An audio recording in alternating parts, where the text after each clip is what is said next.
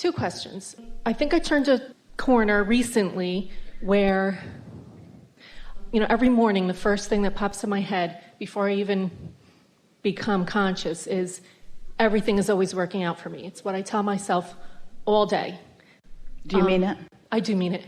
And Usually. No, I just keep telling myself that, yeah. No. So what we're asking is, there are some decks of affirmation cards out on the tables. And for a while, we would bring a random deck to the stage and we would read one of the affirmations, and then we would point out how much we didn't believe that. Speaking as if we were speaking for you. Like, I am the creator of my own reality. Yeah, sure I am. Things are always working out for me. Yeah. Sometimes when you use an affirmation, like things are always working out for me, you're standing in a posture of wanting to use those words to make them work out, and we're just wanting to highlight the distinction between saying them because that's how you feel right then. And if you let your posture be watching for moments in time when you really feel it, and that's when you affirm it, rather than trying to affirm it to make it happen, it's a big difference. Because when you try to affirm it to make it happen, you're actually affirming the absence of it, because the universe isn't hearing your words, only your vibration.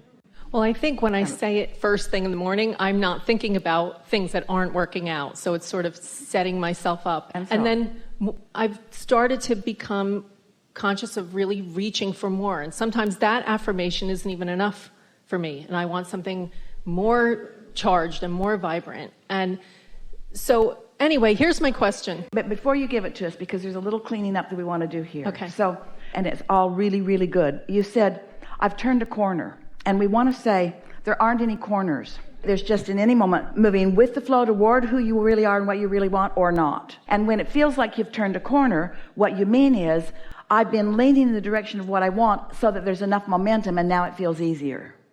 There aren't any corners, really. I'm either leaning toward what I want, I'm either satisfied or dissatisfied. I'm either in alignment or in some state of resistance. I'm either going with the flow or I'm going against the flow. Good clarification. Yes? Okay. So I think what I'm asking for is some fine-tuning in the third step, because now as I go about my day, I'm always seeing, I know that what's good and what's bad about any situation or circumstance or moment is always available to me. So I choose what's good about it. I choose to focus my attention on what feels most satisfying. Yes.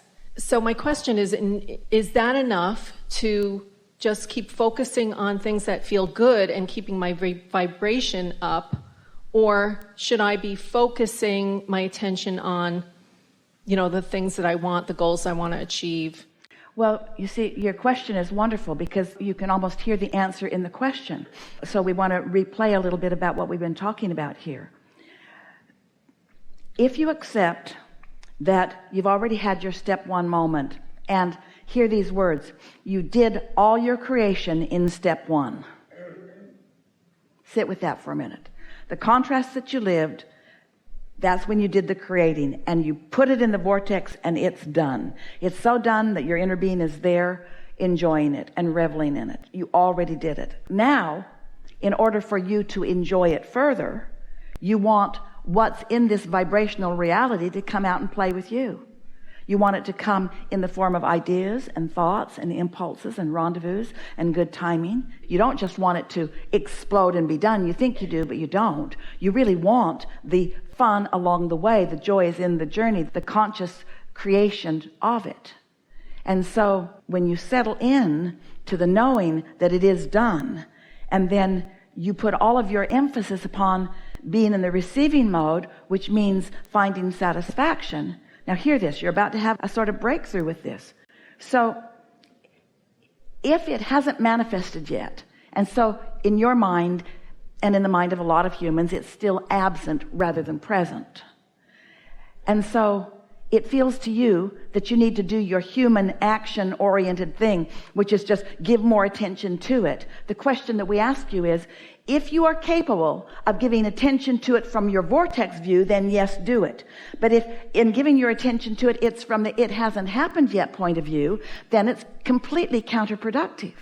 The other day we were talking with a man. He was talking about a barbecue contraption that he's invented, that he's wanting to get to market. We asked the audience, and they could feel that as he was presenting it to us, even though he was using positive words and was bright and shiny as he was presenting it, it was clear that it felt like it wasn't moving and that he needed to know what to do about it. And we wanted to point out that all conversations, when you feel like that, just reaffirm where you are. And so trying harder doesn't work. Shouting it louder doesn't work. It just holds you in the vibration of the absence of what you want, or holds you in the vibration of the unwanted longer. So we said to him, this was the clarifying sort of breakthrough moment of that day. We want you to find satisfaction, but you don't have to find it about the barbecue. You could find satisfaction about being at the beach. You could find satisfaction about being in this lovely country, as our friend said. You could find satisfaction about so many things. Esther used her go-to to find satisfaction was to think about the treehouse.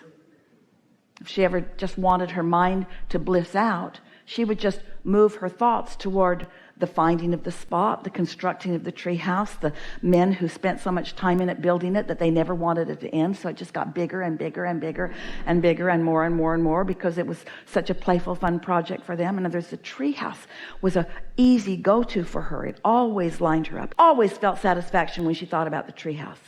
She always feels satisfaction when she thinks about her grandchildren. She always feels satisfaction when she thinks about her California beach. You have these go-tos where you know it's a sure thing that you're going to find satisfaction. So if you've done step one, banged around and created something, and Source and your inner being and law of attraction have done step two and got it all lined up, and your job is step three, then should you think about the thing that isn't done yet? Don't you run a risk of activating the absence of what you want if you stay hammering away at this thing that hasn't been created yet? Don't you start asking questions like, what's taking so long? Where if you accept that you have done it, step one, step two, all you got to do is find some reason, as often as you can, to feel satisfied, to be under the influence, so that you can then get on with what you came for. You didn't come here to create. You came here to be a creator. You didn't come for the creation. You came for the creating. You came for the moment-by-moment alignment, the moment-by-moment impulse.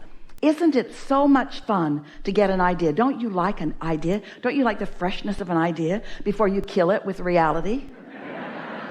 Don't you just love the feeling of a fresh idea as the idea expands and becomes more? And then when you rendezvous with someone else that kind of wants to talk about some of the same things, isn't it satisfying as it comes along? Do you know that so close to 100% of all of your creations, whether it is your relationships, anything that is on your list of things that you desire, so close to 100% that we want to call it 100%. It is just ever so slightly not 100%, but so close to 100% that that's a better. All of that creation is complete before you see any physical evidence of it. So you've got an idea for a business, you've created it. But once you actually get the building and have to paint it and insure it and staff it and organize it and clean it, then you start introducing resistance into the subject of your creation. Such a wonderful thing that it got such a head start before it became a manifestation. That's one way of looking at it. You didn't rise to that in the way that we want you to. We want you to feel the importance of all of your creations that are coming along, so that there's satisfaction even before you see it or hear it or smell it or taste it or touch it, because it feels satisfying. The idea of it is satisfying, you say. This is really powerful, advanced conversation about creating. This is really fine-tuning about creating. Every subject is a stick with two ends on it. And you have practiced so far on each subject, and they're different with each of you. Proclivity for one end or the other. Some things it's so easy for you to believe. Some things it's harder for you to believe. And the more your society accomplishes things, then the more you believe that it's possible. Each one of you who comes up these steps, no one has stood and said, I wonder if the step will hold me. And as you sit down, most of you just sit right down. You're confident that this chair is going to hold you because you've seen enough evidence of it. It's something that you believe. But you believe things that do not serve you just as well. And this is what we're wanting to help you sort out. We want you to know that your inner being knows what you want, and your inner being also knows what you believe. But your inner being doesn't focus upon what you believe. Your inner being only focuses upon what you desire. So your inner being's vibration is always pure. So if you are 100% of the time caring about your own personal satisfaction, then you're always leaning in the direction of your alignment with your inner being who really knows. And now those impulses and even words and ideas will flow right into your mind. You've been in the receiving mode so many times and you don't even know it. You've been under the influence of your own inner being so much of the time, and often you don't even know it. And this conversation all day here today is about helping you next time it happens to know it. So trying too hard is always trying to make it happen from the wrong end of the vibrational stick. And so many things that so many teachers, even many of the processes that we have offered, have been in your request to, I feel like this, what should I do?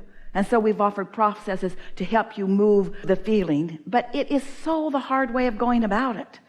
If you can just accept the simple and accurate premise that you've already created, and all you got to do is line up with what you've created, which simply means if you don't believe it, then stop thinking about it. There it is. If you don't believe in your own desire, then you've got to stop thinking about it, because your inner being does believe in it and will inspire you to whatever it takes for you to get it. That's why you have the potential of being surprised and delighted all along the way. That's what makes you say, I think I turned a corner. I'm seeing something a little different than I've seen it before. Well, what's happened is you've just relaxed your habit of thought enough that you're starting to see it from that broader perspective more. Does that make sense to you? I think so. So we know you as these brilliant, deserving beings who decided to come into this environment at this time, in these bodies, knowing that the perfect balance of this magnificent, perfectly balanced planet would support you because that's how balanced it is, and intrigue you because it's not finished, and inspire you because it must if there is to be more. That you were standing in your non-physical knowingness, wanting to participate in an environment that would evoke fresh new ideas and insights from you, because you understood unequivocally then that you are an eternal being, and it takes a lot of desire to keep eternity going, which means it takes plenty of contrast to give birth to those new desires. So you were so wise, you played it just right, your timing was perfect, you came into your body and you exposed yourself to contrast, which has built the most amazing vibrational reality to which you have full ownership. It's time for you to cash in your vibrational chips. It's time for you to get into that satisfying mode and just see what your vortex can yield into manifestation for you. But don't get too hung up on the manifestations. Someday, we are certain that we will come together again, you and us, your inner beings, your physical beings, and we will have conversations about de-manifestation. Because you will have then come to know that as lovely as stuff is, that loveliness is also what you feel. And that you don't have to have physical ownership in order to have satisfaction.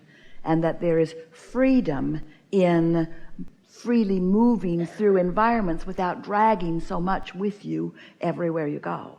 Life is supposed to feel good to you. I want to leave you with some things that we know about you. You are deserving of all good things. You can play it any way you like. You're supposed to feel good, but it's not wrong if you don't feel good. The better you feel, the more good feeling things will come to you. But even then, there will be things that will disappoint you because you are an evolving being. It is necessary for you to know what you don't want in order to know what you do want. And the process that you were born into is so well balanced that you cannot get it wrong. You cannot get it wrong, and you will never get it done. And the reason that you can't get it wrong is because it is never done. It is always amendable. So wherever you stand from our vantage point is the perfect place. We want to reinforce, we want to enhance your acceptance of your worthiness by our absolute knowing of it.